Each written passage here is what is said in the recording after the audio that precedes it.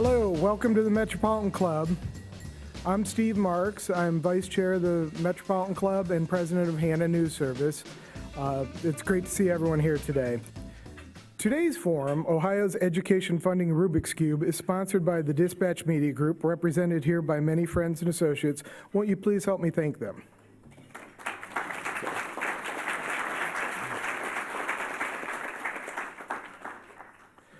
School funding in Ohio is as debated. It is confounding. Questions of equity and constitutionality have been conversation around the state and around the Statehouse for decades. Up until the breaking news last week and the original hope for the discussion here today, there was hope for a new bipartisan solution to the school funding formula that was about to be implemented. That breakthrough has now been held up for further refinement. Surprised? You know, let's turn to our panel for some insight and explanation. Please welcome President of the Ohio Federation of Teachers, Melissa Cropper.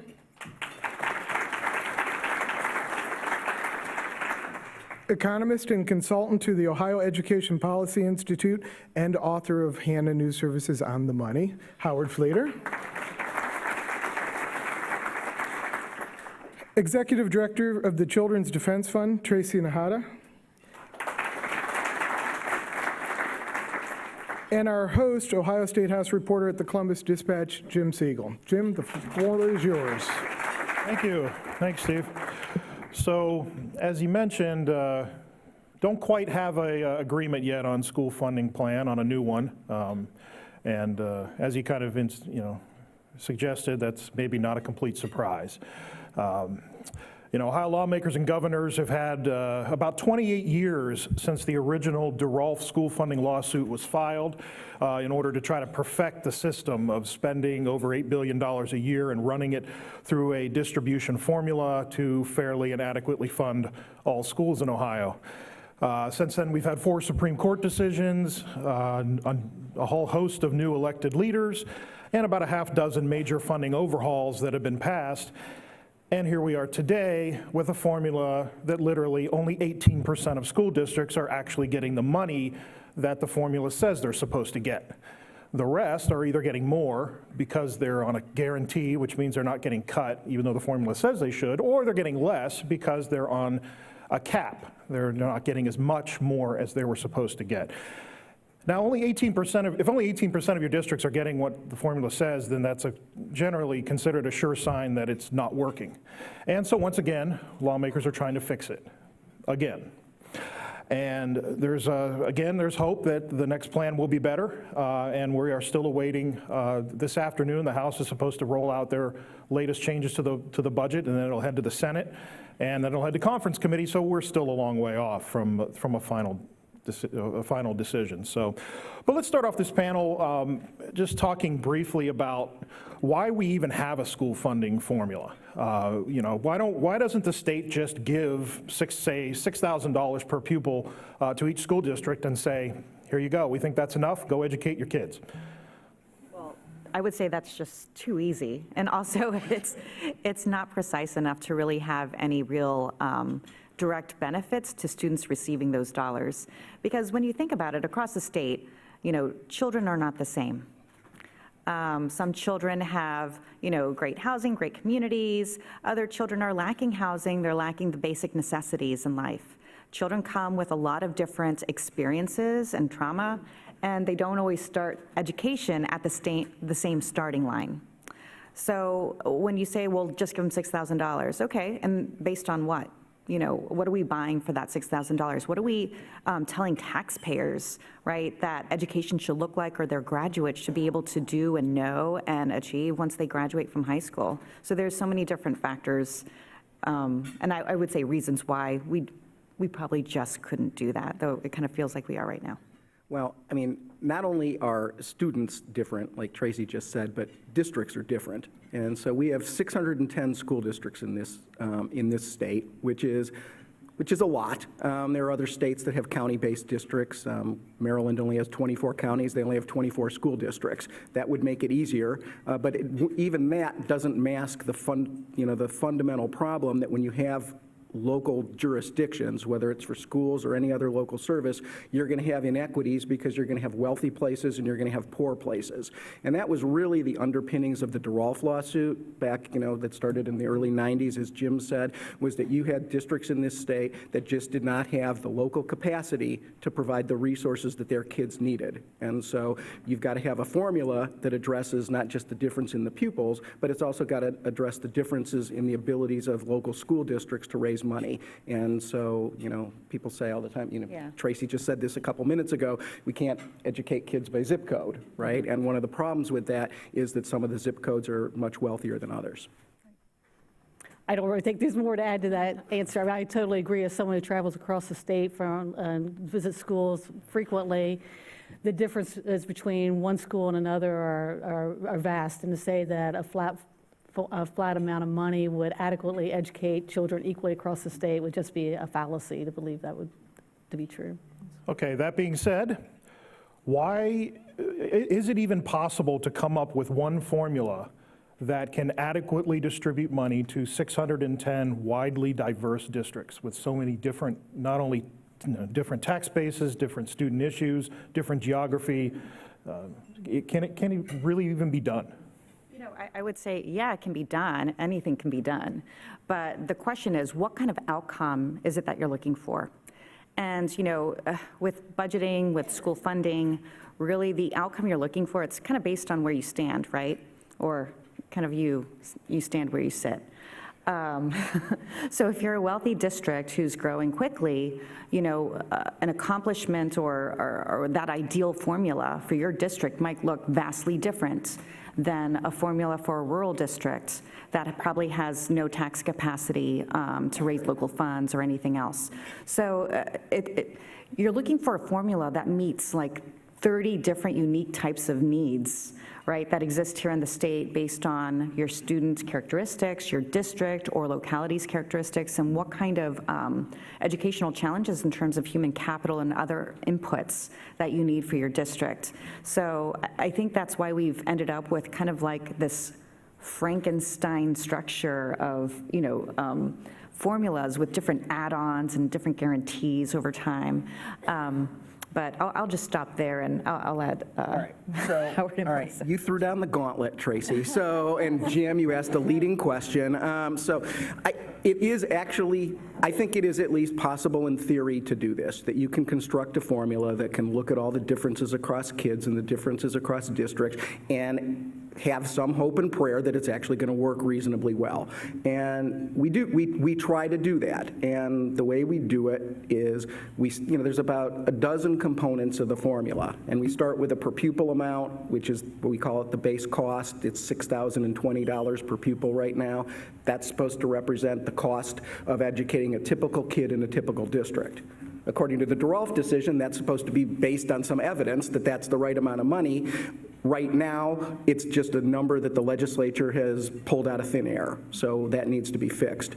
But once you have that, then you make adjustments for, as Tracy said, different types of kids. Students with disabilities cost more, students who are economically disadvantaged cost more, career tech students, English language learners, right? We've got various categories of students where they need additional resources. So we have components that try to do that, and again, it should be based on the actual cost of doing that.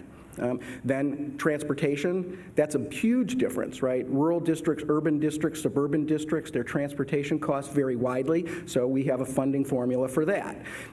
We also have a couple additional components that look at trying to get extra money based on, we have extra money for districts that can't raise very much property value as well. But the whole thing, we try to address the equity issue by giving lower wealth districts a higher proportion of state aid than higher wealth districts. So the richest districts in the state right now get at least 5% of their funding from the state for the formula, and the poorest districts get 90%, and that's equitable.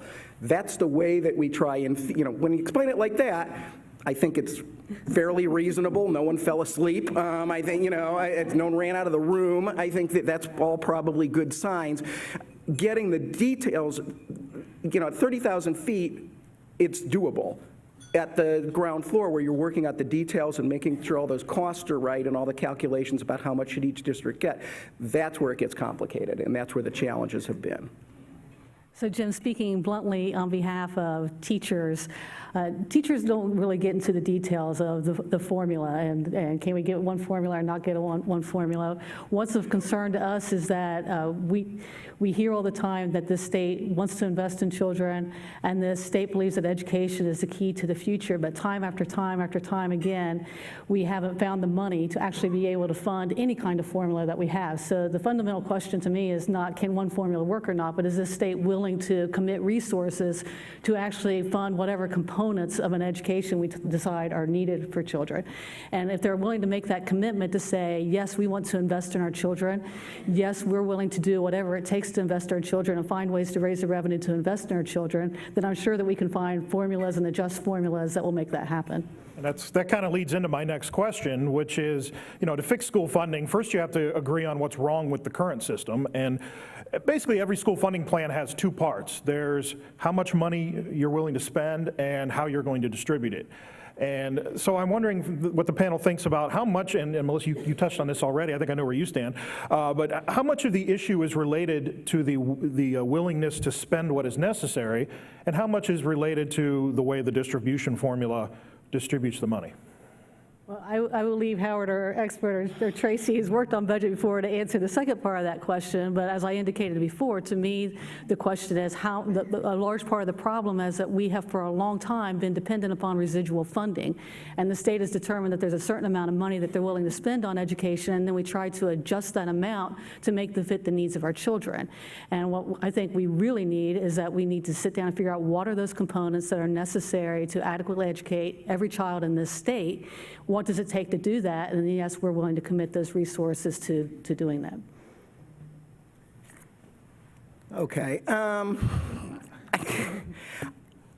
There's problems with both, right? I mean, so that someone can devise the perfect cost-based formula to meet all the different needs that we can identify that are out there. If you don't put the resources in to fund it, it's not going to work, right? And I think that, when I think about the DeRolf decision, it was both a decision about equity and a decision about adequacy. And, the thing that I just said a couple minutes ago about the design of the formula and meeting the different needs of the different kids, that's really, I think of that as the adequacy part of it, and then the part where you're determining the state and local share of how much the state gives each district. To me, that's the equity part of this. And, the adequacy thing is, it's difficult because it's, kids are different. Kids with the same type of disability are different from each other. It's, they have IEPs, individualized educational plans. That means they're different from each other, but we lump them together.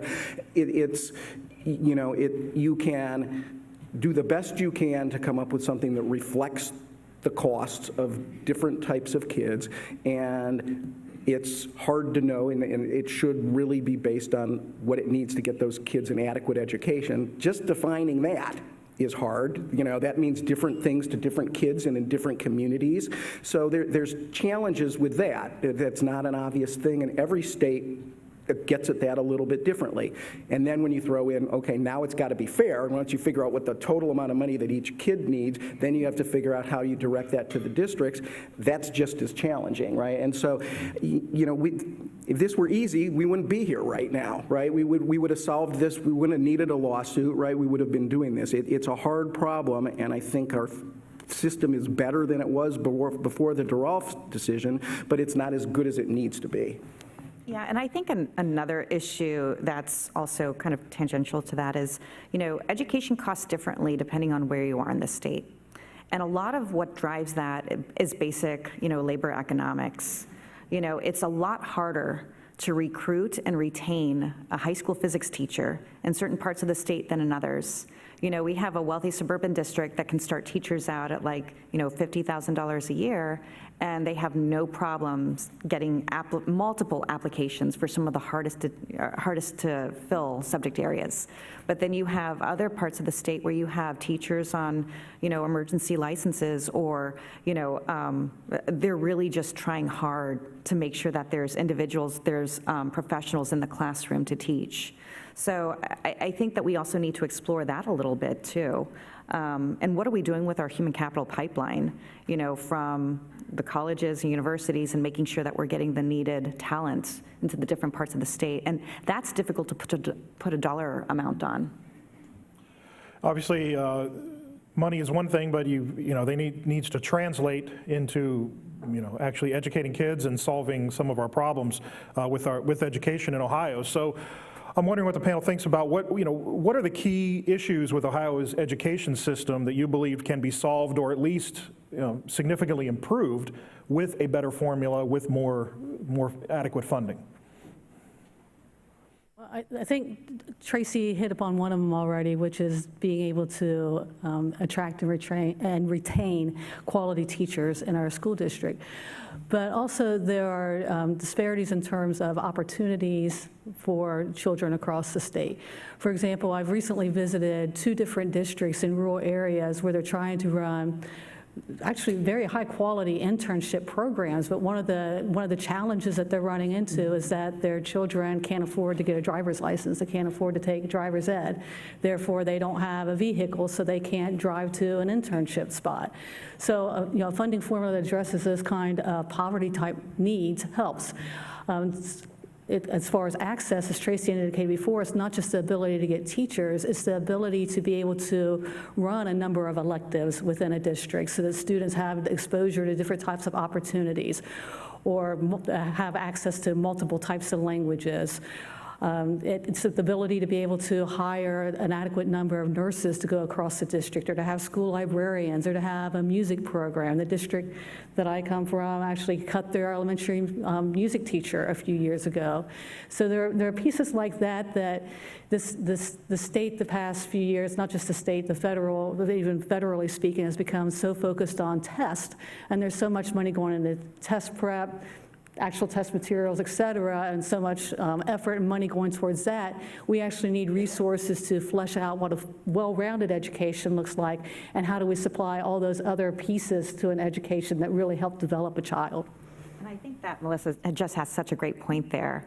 It really comes down to the conversations about what is it that we want our students to be able to know? What competencies do we want them to have when they graduate from high school? And then how do we backward map that into curriculum and standards, that are meaningful, that build upon each other, as students are progressing through their education? And what are the resources we need to actually accomplish that at each grade level? So I think that starting from there and just backward mapping all the way back to early childhood, is really important and really significant, because any rung on this ladder that's missing means that we're not doing our job, or those students are not going to be able to benefit from all those outstanding investments that we're trying to make. And Howard, before you answer, I'd like to push your buttons a little before you go into this, because Howard loves this. Howard loves this issue. Because it goes with that last question, but also, what about those who say there really isn't a correlation between the amount of money spent in schools and student achievement? All right, well done. That drives me crazy. So good on you, Jim. So what I was going to say before Jim provoked me was that when I started doing this, which was around the time of the DeRolf decision, I kind of thought that it was about equalizing the revenues and the revenues that the districts have, right? Doing the math to get the adequacy right, making sure that the equity is done so that the right districts are getting the right amounts of money. And I have learned over the course of my career that that's a good starting point, but that's not good enough. If all we do is get the dollars right, but we don't move the needle on educational outcomes, we will have missed the point.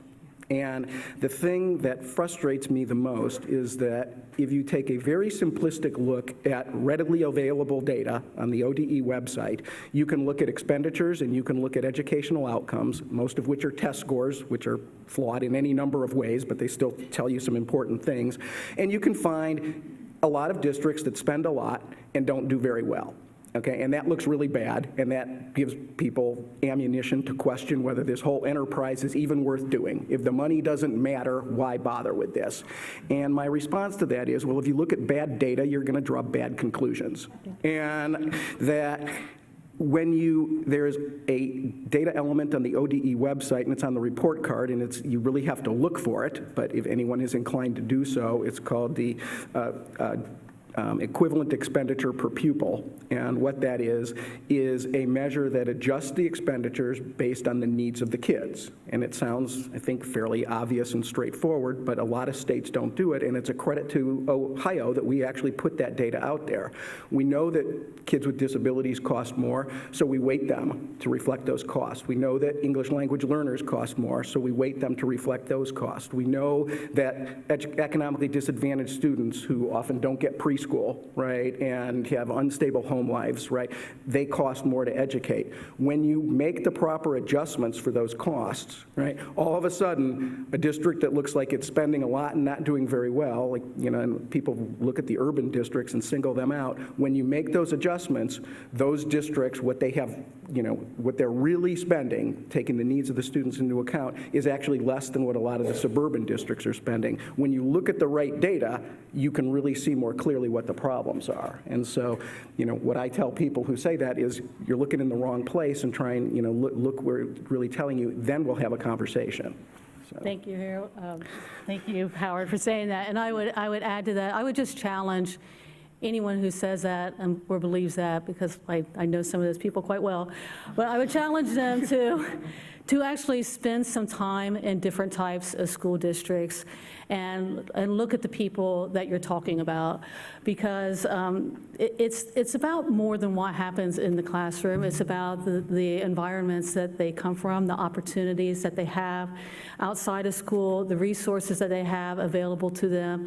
And the school is the one place where we do try to create that equity, or the goal is to create that equity and to help them overcome the challenges that they face on a regular basis. Because quite honestly, not only have we failed to provide adequate funding for our schools, we've also failed to provide adequate funding for a lot of other resources that students need, whether it's hunger, housing, a whole slew of things. But the school is the one place that's expected to equalize all that. And when you step into those schools and you visit those schools and you see these wonderful children, I don't know how you can make the argument that we shouldn't be spending more money on trying to help them overcome these challenges that they're faced with and to try to deal with this. So it really does upset me when I hear that comment made that spending more money won't help. I mean, Howard gave you the financial details parts of it. I guess I want to pull out the heartstrings part of it and just say there are a lot of challenges that our children are facing in every corner of this state. It's not just an urban problem. It's becoming very much of a rural problem also, with the opioid crisis that's happening. There's just a lot that needs to happen, and it takes more and more money to make it happen. On the spending piece, I do also want to add in, sorry, Tracy. I mean, even the federal government recognized many years ago that certain students take more money to educate than other students take to educate. And with Title I and with IDEA, they committed to spending up covering up to 40% of those costs, if I'm correct. They've never gone above 20% of those costs. So it's the federal government that also is not living up to its obligation of funding the future of our children. And I would just add on to that in terms of, when children arrive at school, they don't arrive all at the same level, right? You have some children that are reading at a third grade level, some children that, haven't picked up a book. You come with all different types of experiences. And, those experiences compound over time, or at least the effects of them, unless there's, adequate intervention at schools with like literacy intervention, or there's special education or speech pathology. I mean, there's all these other things that need to occur for children all to be able to, be brought up to the same level. Though what we often see is that when a child starts school behind, they oftentimes remain behind. a lot of times what we'll see is that they'll make gains, and we can see that through certain measures like value added, that there's certain teachers that are making more than a year's worth of growth for individual students, but that's not occurring everywhere. And, you know, I think that that's one of the things that we need to just be cognizant of. So money, yes, money is needed, and the targeted services that those funds provide, that's really what we're talking about here and what that looks like in the classroom. We're not talking about, like, you know, bigger paychecks for, you know, a bunch of folks. We're talking about those, you know, different types of intervention services, those different types of experiences that students need to be able to, you know, to function. And, you know, I heard something really troubling a couple months ago that, you know, I'm sure maybe this is news to people in the room, but, you know, we have 400 children in this community that are living in the Van Buren shelter that are school-aged. Okay? Can you imagine going to work every day and functioning at a high level, not knowing where you're going to be sleeping that night, or not knowing if you're going to have food on the table? I mean, who can sustain, right, a level of performance that would be adequate? Or someone, you know, an employer would say, yeah, you're doing fine. You know, if you're living with that type of toxic stress every day. And, you know, another thing is, Ohio, we're in a very, you know, this didn't happen overnight, but we're ranked on the, you know, towards the bottom of states in a lot of child well-being indicators. And, you know, this happened over time. We designed this over time by, you know, defunding a lot of really important services for children. And, you know, I think the effects of that we're seeing every day in the classroom, you know, with chronic absenteeism, with, you know, incidents of out-of-school suspensions and expulsions. And we need to, as a community, you know, dig through that type of information, that type of data, and really get to the root cause of what that is and start putting resources to reverse some of that. Okay, thank you for that. And then one of the, over in my 20 years covering the Statehouse, one of the arguments I've heard multiple times in relation to the school funding debate is schools are never satisfied. They will never, there is no amount of money we can give them where they will say, we're good, thank you, we've got enough. So it's often used as a reason why they don't try a little harder to figure out exactly what is needed, but it is an argument that wins the day sometimes. And kind of attached to that, there's the argument that, well, if we give them more money, the teachers' unions are just going to hold out their hands and take most of it, and there's not going to be an overall systematic improvement to the system. It's just going to raise pay of the people who are already there. Just want to know, since I've heard that a number of times, and I'm sure, Melissa, I'm sure you in particular would have a thought on that. What's your? I have a few thoughts on that, yes. We're going to let you answer that question first. Well, first of all, I don't think that theory has been adequately tested yet, considering that we haven't even fully funded a formula correctly. So I'd say we can say that we don't need more money when we feel like we have met all the needs of all of our students. We're not even close to that happening yet. So I would challenge the people who say that again to push for more money to be put into the system and see if we see results from that money being put in. As to the union part, I mean, it's not about unions. Unions are comprised of educators, and again, if people at all levels are saying that education is the key to our future, then I think it's only fair that our teachers should be paid adequately for holding those positions. It's one of the most important positions that a person can hold. And as Tracy indicated before, we're already having problems attracting and retaining quality teachers in this state, and that is partially to do with money, it's partially to do with working conditions, but money is a factor. And it's time for teachers to stop shying away from saying that, yes, they deserve to be paid well for what they do. So I think part of the school funding formula, I think we should expect that some of that money would go to the people who are educating our students, because educating our students is such an important job to do. Yeah, and one of the things that me and my former business partner did for the Ohio Department of Education for several years, about 10 years ago, was we did a teacher supply and demand study, and we looked at mobility and attrition of teachers. And what we were finding was, you know, certain types of teachers are hard to find. We knew that, you know, finding special education and math and science teachers, particularly in rural areas of the state, we knew that was difficult. But when we tracked the mobility and attrition, we'd look at 5-year periods and look at every teacher in the state, and what district they were in and what job they were in, and then we looked at them 5 years later to see who was in the same place, who had moved, who was not in the system anymore, and we found that the higher poverty districts were the ones that were having the most difficulty. They were losing teachers that were just leaving the system entirely, and they were having teachers that were leaving and they were going to other school districts. Most of the time, we had access to the salary data. We could see most of the time they were leaving to go to places that would pay them more.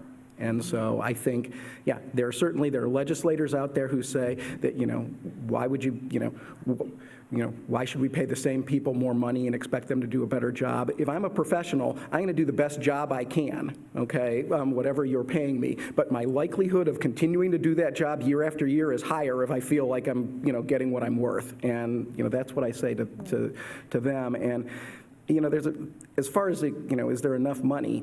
When we have an understandable, transparent, funding formula that people feel was done in good faith, I think that there will be a willingness to accept it. And I still think there will be people, if you're inclined to work with kids, no matter how much you have, I'm sure you're thinking of things that you could do if you had more money. And I would expect them to do that, right? I almost worry if they're thinking, yeah, that's fine, we're doing the best we can, we're done here. I would always want them to be thinking of things that they can do if they had more resources. So, but I think that the issue there isn't that the schools are never going to be satisfied. It's the process and the mechanics of the formula. We've just not gotten to the point where there is enough consensus that this is the thing that works. And I would just say something on the teacher recruitment and retention piece. So if you were a business owner and you saw that, for every employee that turned over, you're spending or it was costing your business between $15,000 and $30,000, you would do something about that, right?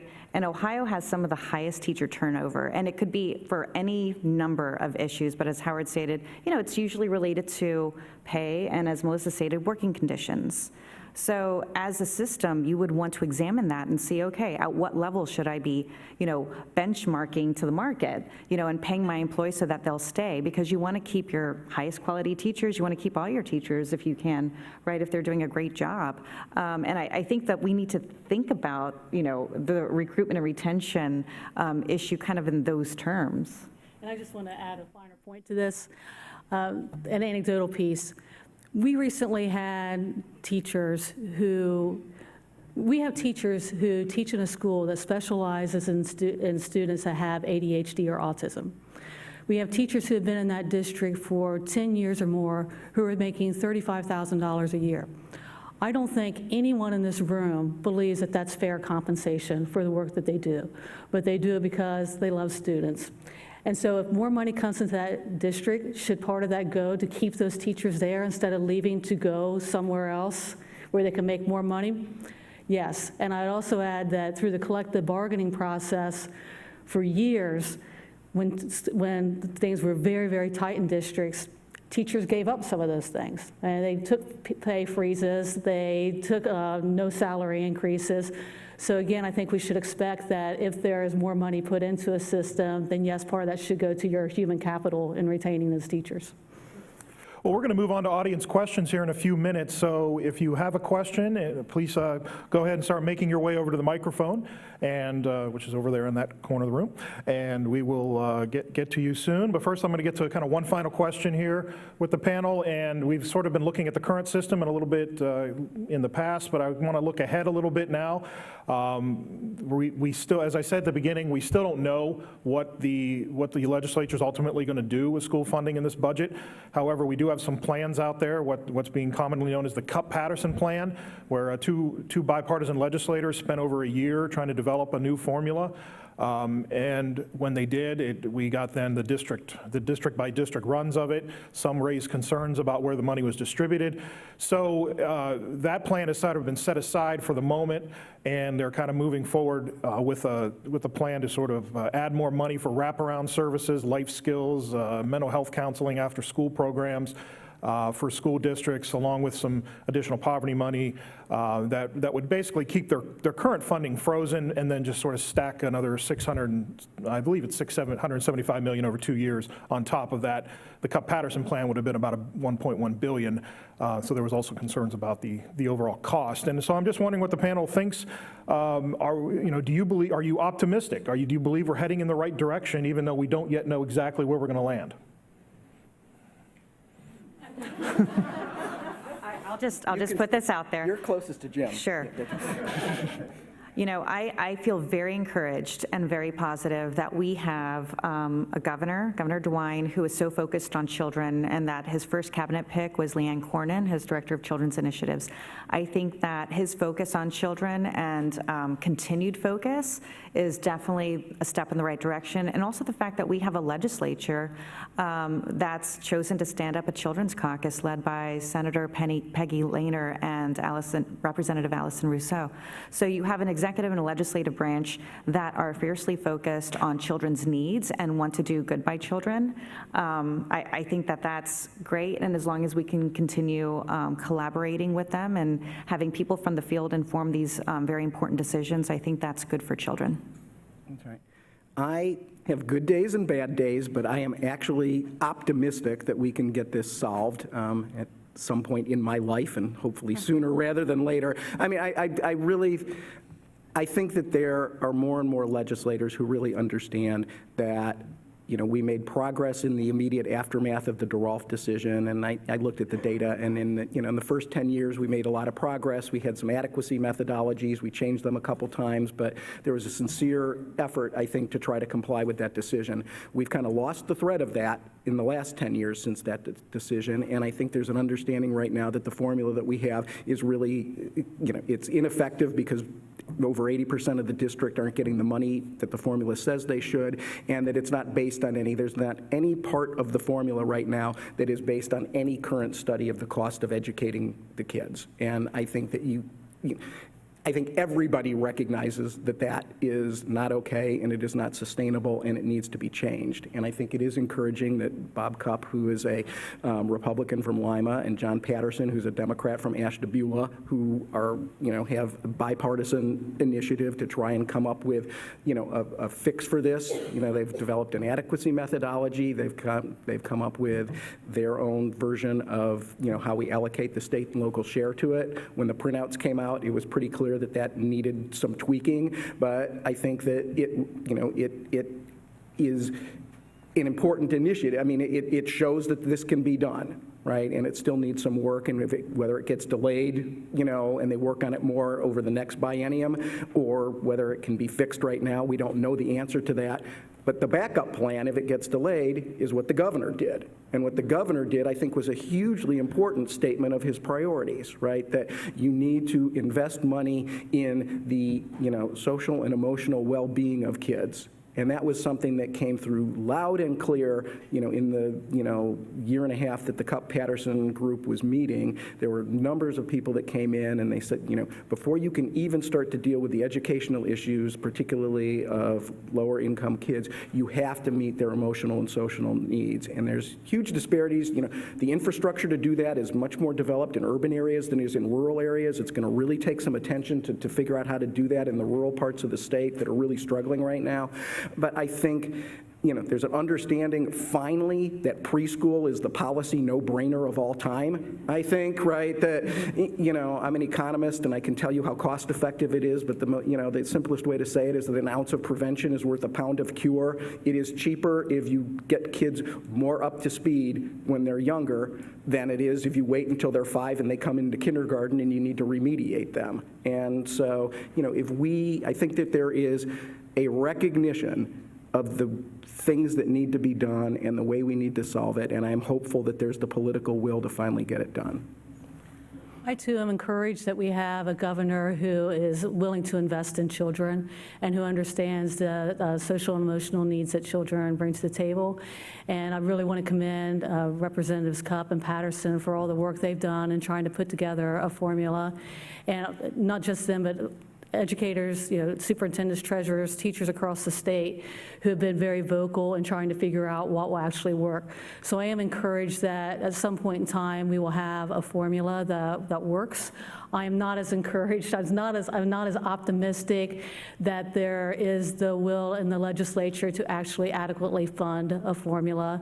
And my concern is that we'll come up with a formula, but then cap the amount of money that we're willing to put into that formula, so therefore it doesn't really meet the needs of students. So optimistic that we can come up with a formula, optimistic that the governor wants to address these needs, but I think we need to be very careful with the governor's budget, because again, he's very clear that that's for these wraparound services type pieces, that we need that in addition to funding to actually make our schools run properly and to do the things that they are already doing on a regular basis.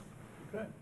Well, it is CMC's tradition to take audience questions, and we'll begin that now.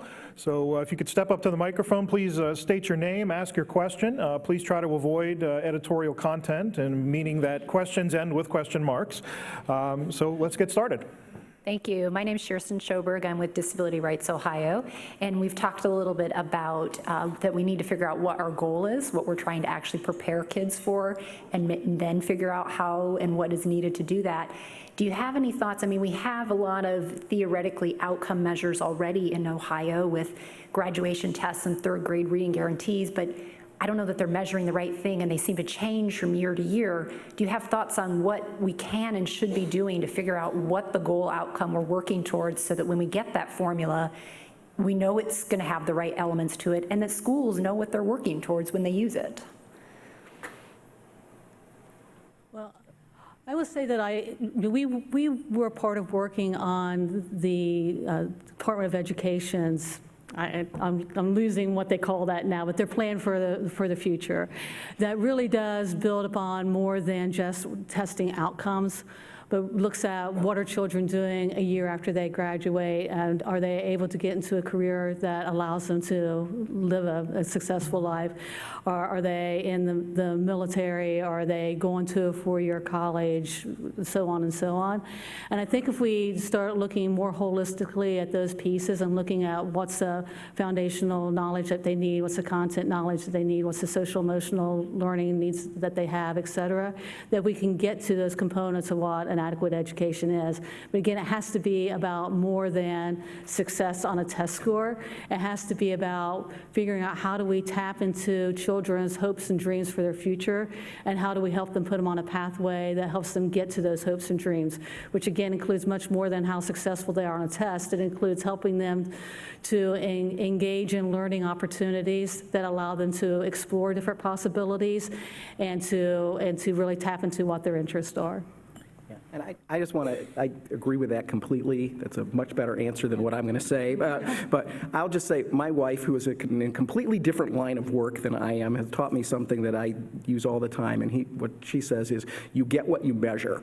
And I think that the backlash we are seeing to the report card right now is a huge, is a clear reflection of that, right? If you measure, if what your measurement is test scores, then you drive, you drive behavior towards that. And I think test scores are imperfect. They can tell you, I look at the achievement gaps that we see on those, and they worry me and they keep me up at night, and there's important information there. But we need to look at, the Department of Education has put on the report card these preparation for success measures, which is, are you ready for college? Are you ready for career, graduation rates? Those are really, that's the end outcome of this, right? If we, getting kids proficient, okay, that's good. Clearing a bar, that's important. But ultimately, the goal is that we're going to take kids, that by the time they're 18, they're ready for whatever the next step in their life is, okay? And that's wherever they're from in this state, whatever there it is they're bringing to the table when they walk into a kindergarten class. Our job is to make sure that when they leave at 18 years old with a diploma and with the skills that they need to do whatever they decide they want to do next. And that's, the more we look at those things, I think the better off we are.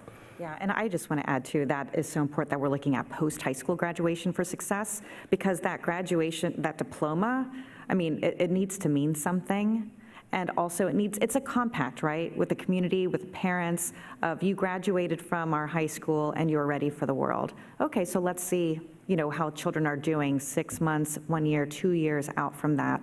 because there's a lot of high schools that have like 98% graduation rates, and then, kind of the measures after that aren't as great. So, there's issues of rigor across the state that need to, I think, be level set, and, we really need to focus on how we make sure that diploma means something. Thank you. Next question. Ann Hughes, and I'm wondering if there are models from other states that we might be looking at. They're all having the same conversation. No, go ahead. Yeah, we get that question all the time, right? And I think on the funding formula part of it, I think that the challenges are, there are a lot of states that are struggling with the same things we are. One of the challenges that we have in Ohio is that the diversity in this state is much greater than it is in a lot of other places, which makes our challenge harder. We have a lot of urban areas, we have more urban areas than most of the other states that we compare ourselves to. Michigan's got Detroit, Illinois's got Chicago, Wisconsin's got Milwaukee. We've got, depending on how you count, 3, 6, 8, big urban areas, right? And so we've got a lot of wealthy suburbs around them. We've got a poor rural part of the state, a not as poor rural part of the state.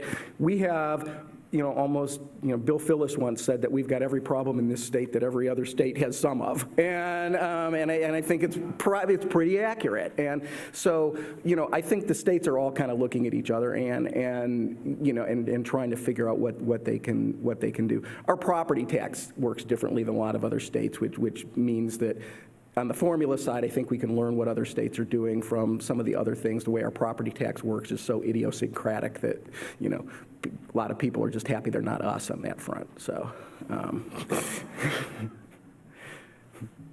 All right. Next question.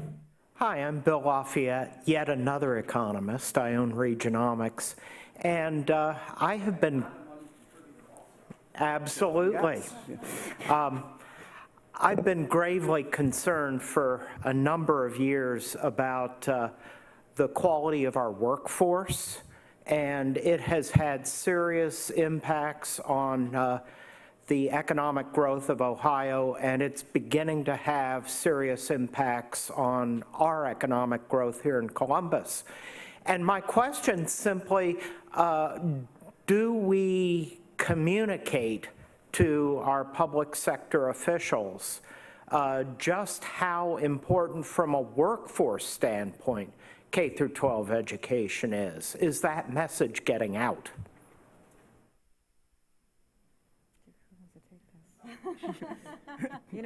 Jim?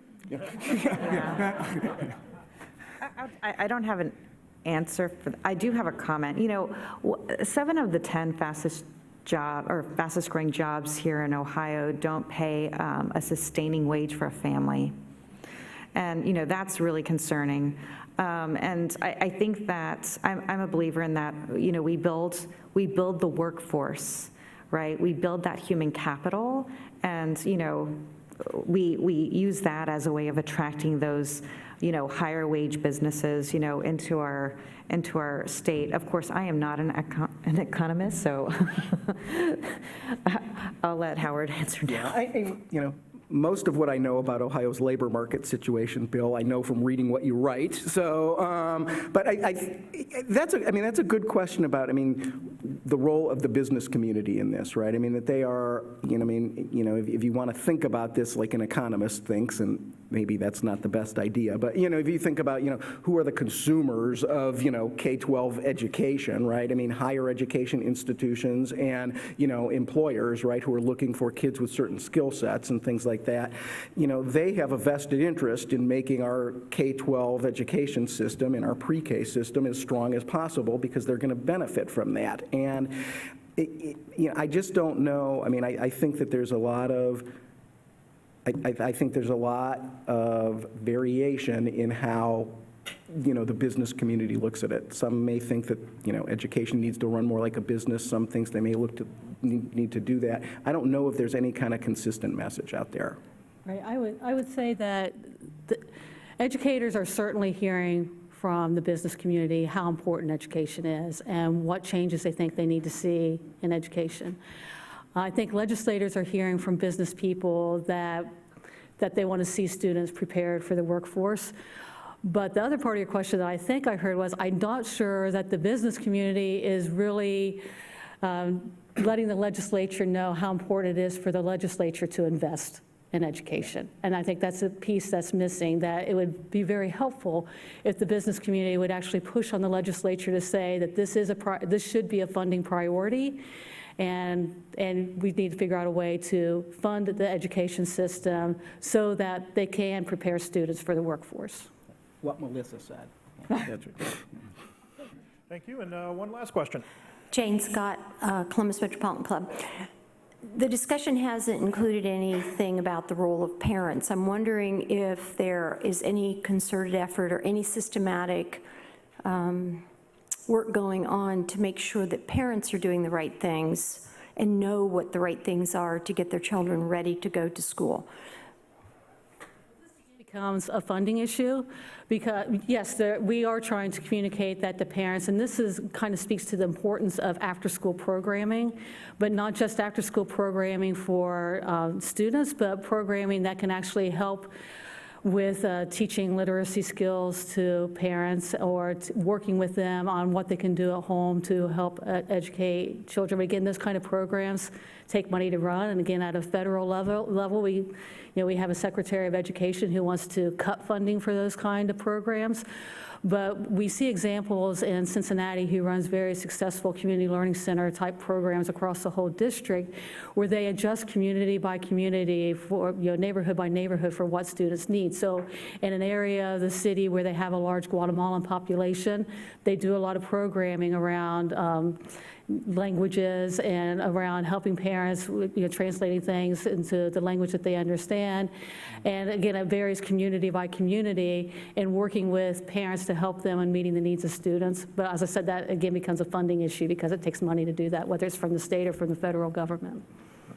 And I know, I've gotten to know the superintendent in Newark, and that's a fairly high poverty, district just east of here, and they have spent a lot of time focusing on working with the parents, right? And they go and they visit with every family before their kids enter kindergarten, right? And they try to stress to them, the importance of school and what they're expecting and what the parents can do to help. I just read an article about East Cleveland, which has been one of the struggling districts in this state for years and years and years. They just brought a new superintendent in, and one of the first things he said is, we need to work with the parents, right? And help them help us.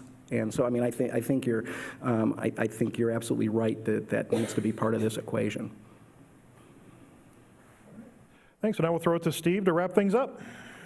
I hope you found today's forum both intriguing and informative. It seems every Wednesday we bring really smart people up here to talk about timely and important topics, and today was no different. Let's thank our sponsor today, Dispatch Media Group. Thank you. And also our speakers, Melissa Cropper, Howard Fleeter, Tracy Nájera, and Jim Siegel. Thank you. Thanks for all of you for being here, and we look forward to seeing you next Wednesday.